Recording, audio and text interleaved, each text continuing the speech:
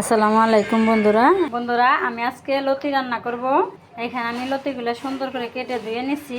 এই সামুদ্রিক চিংড়ি মাছগুলো আমি বেটে নিছি। এই চিংড়ি আর এখানে পেঁয়াজ কাঁচামরিচ কেটে নিছি আর রসুনগুলো ছেঁচে নিছি। আমি কড়াইতে তেল দিয়ে দিলাম লতি রান্না করার জন্য। এখন আমি এই যে বাটা চিংড়ি মাছটা ভেজে নেব।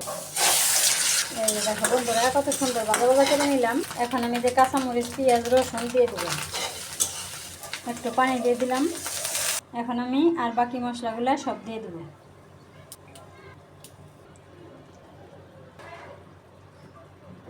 এখন আমি ভালো করে কষিয়ে নেব। বন্ধুরা এই যে আমি চিংড়ি মাছটা মশলা দিয়ে আমি সুন্দর করে ভাজা ভাজা করে নিলাম।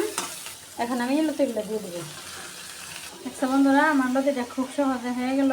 আর সামুদ্রিক চিংড়ি মাছ বেটে রান্না করলাম। এই দেখো বন্ধুরা, খুব সহজে আমি এই লতিটা ভাজি করে নিলাম।